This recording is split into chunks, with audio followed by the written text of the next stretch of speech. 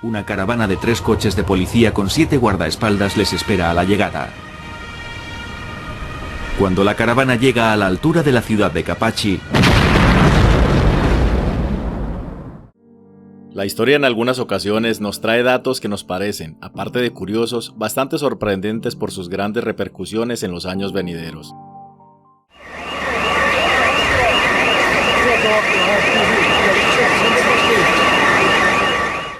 El limón contiene gran cantidad de vitamina C, y es debido a esto y muchas otras cosas más que está directamente implicado en el génesis de la mafia siciliana, también llamada la Cosa Nostra o simplemente la mafia. Sicilia, el granero de Italia desde los tiempos del Imperio Romano, es también un emporio para la producción de cítricos. La Cosa Nostra tuvo su origen hacia mediados del siglo XIX en la región de Sicilia, en el mismo momento en que los médicos británicos descubrieron que el limón era excelente para prevenir el escorbuto, pues hasta ese momento era una de las principales causas de muerte de los tripulantes en la marina inglesa. Estos frutos aumentaron considerablemente de valor cuando se descubrió que curaban el escorbuto. Ya para 1870, el gobierno incluyó limones de manera obligatoria en el menú de la tripulación. Varios países siguieron esta recomendación. Uno de los territorios predilectos para el cultivo de los limones era justamente la región de Sicilia, por su clima cálido, llegando a tal punto de convertirse en un alimento de lujo. Muchos de los propietarios de grandes extensiones de tierra cambiaron sus cultivos tradicionales al cultivo del limón. A finales del siglo XIX la mafia era una sociedad secreta y misteriosa, temida por los campesinos locales. Nadie se atrevía a llamarla mafia. De unos cuantos cientos de cajas de limones anuales se pasaron a más de 2 millones desde el sur de Italia a New York. Comenzaron a aumentar los robos en las fincas, ante lo cual los propietarios se vieron obligados a contratar guardias de seguridad privados, pero con tan mala suerte que estos vigilantes se organizaron y comenzaron a extorsionar a los terratenientes, quienes eran los que los habían contratado. En los años 1920, la tasa de éxito de la mafia en la recuperación del ganado robado era del 95%, mientras que la policía no llegaba al 10% de los casos que atendía. Así nació la mafia siciliana, la cual se considera una de las bandas más famosas de la historia, una familia enorme a cargo de muchas actividades delictivas, contando con miembros casi intocables debido a su alto nivel de sofisticación. La mafia nació en Sicilia, pero pronto sería exportada desde esta isla italiana hasta los Estados Unidos. La historia siempre se ha repetido, no importa el recurso en el que se halle. Después que se vuelva global, desde un lugar con algún grado de pobreza llegarán las mafias a apoderarse de él. Por ejemplo, el mineral coltán en el Congo, los diamantes en Sierra Leona, se convierten en lo que algunos llaman la maldición de los recursos. Riqueza en recursos naturales, principalmente diamantes, ha sido paradójicamente uno de los motivos que han impedido su desarrollo, puesto que su extracción se ha visto salpicada por la codicia y la violencia. Pero cuando el cultivo de los limones se trasladó a otros lugares cálidos, la economía se estancó y se dividió en muchas partes. Entonces la mafia también cruzó el océano y se metió en otros negocios. Aunque muchas personas idealizan la mafia como algo digno de admirar, lo realmente cierto es que es un cáncer que carcome la tranquilidad de un país o región donde se encuentre. Por ejemplo, la región italiana y hasta donde se hayan logrado estirar los tentáculos de este mal. Los ancestros mafiosos, comprando jueces y políticos e intimidando a los sicilianos para que votaran por los candidatos favorables a sus negocios.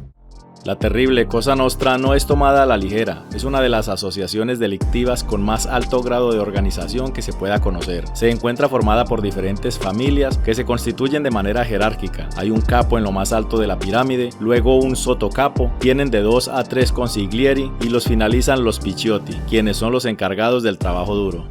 La captación de miembros del poder judicial permitía a miembros de la mafia evitar el enjuiciamiento, mientras promovían el encarcelamiento de sus rivales. Una de estas familias se encargaba de reinar sobre una zona específica, ya sea un barrio, un pueblo o una ciudad entera, con un código de ética muy riguroso que prácticamente consta de 10 puntos en los cuales ninguno de los miembros del cártel de la mafia puede moverse fuera de ellos. Además, funcionan con 3 ideas fundamentales. Algunos incluso fueron nombrados alcaldes, entre ellos Calogero Vicini, el padrino de Villalba. Omertá es un pacto de silencio que prohíbe a cualquiera de sus miembros tener algún cambio de información con alguien del exterior de la organización. La deslealtad siempre es pagada con la vida. El pizzo es un impuesto, o más bien una extorsión, que le hacen a cada lugar en el que se hayan apoderado, para tener acceso a la seguridad y protección de los mismos delincuentes y puedan seguir trabajando. El último de los fundamentos es la brutalidad, tomada de manera literal como los atentados que fueron perpetrados por la mafia en el siglo XX, donde hubo varios cientos de muertos civiles y muchos otros más contando los muertos de otras familias de mafiosos. En 1900, la policía de Palermo tenía identificados a 8 clanes mafiosos, con 670 miembros en total. Estas grandes familias colaboraban y rivalizaban entre sí, dependiendo de las circunstancias. Pero estos códigos de ética pronto fueron olvidados por nuevos miembros de la Cosa Nostra, cuando el dinero que entraba por concepto del narcotráfico era mucho más atractivo y abundante que lo demás. Las víctimas serían indiscriminadas, la sed del dinero a costa del tráfico de drogas se avecinaba muy sangriento. Charles Lucky Luciano vivía por entonces en Italia, ya que había sido deportado de los Estados Unidos. Por la década de los 50s y 60s, las principales ganancias eran por tráfico de heroína y por negocios turbios provenientes del sector inmobiliario. Así pues, a falta de una figura única en el pináculo del orden de la mafia, tanto las familias mafiosas norteamericanas y las italianas comenzaron a intercambiar sus fuertes, unos la heroína y los otros las conexiones políticas. Para ese momento, la cartera de actividades delictivas de la mafia se había ampliado a secuestros para cobro de rescates, falsificaciones, intimidación de testigos, robos y asesinatos. La mafia había alcanzado y contaminado los sectores políticos de varios estados, tanto en Estados Unidos como en Italia, subiendo y bajando los candidatos de su preferencia en los cargos públicos de su conveniencia. Pero no siempre salían impunes en sus acciones delictivas, ya que existieron y existen funcionarios gubernamentales que se han caracterizado por ser insobornables y han puesto en aprieto a muchos de los miembros de la Cosa Nostra, como los jueces Giovanni Falcone y Paolo Borsellino, y el jefe antimafia Carlo Alberto Della Chiesa. El personaje central de la película El Padrino estaba inspirado realmente por una serie de diferentes padrinos reales. Diferentes, aunque todos eran antiguos discípulos de la escuela de la mafia de Lucky Luciano. Lastimosamente Falcone fue asesinado en 1992 cuando explota una bomba cerca de donde pasaba, falleciendo con él su esposa y sus 3 escoltas, dejando un saldo de 23 heridos. El juez Borsellino también falleció en el 92 al estallar otra bomba acabando con su vida y la de 5 escoltas más. El jefe antimafia Della Chiesa había muerto en 1982, junto a su esposa y su conductor a raíz de otra explosión.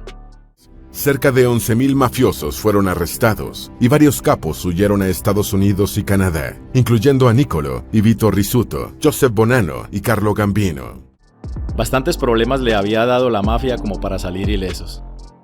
Derrocado el fascismo, muchos fascistas fueron sustituidos en los cargos del Estado por mafiosos o personas de su entorno, y la mafia consolidó su migración del campo a las ciudades. En la actualidad, la mafia controla gran parte del tráfico de cocaína en Europa, promoviendo así el detrimento social por los alcaloides y la delincuencia. Varios mafiosos sicilianos se mudaron a Estados Unidos para manejar directamente el floreciente negocio de la droga, que era vendida al público a través de la red de pizzerías y trattorias controladas por la organización y que servían de tapadera para blanquear el dinero. ¿Y cuál es tu opinión acerca de las mafias? ¿Tienes algún referente de estos personajes? Puedes hacérnoslo saber en los comentarios.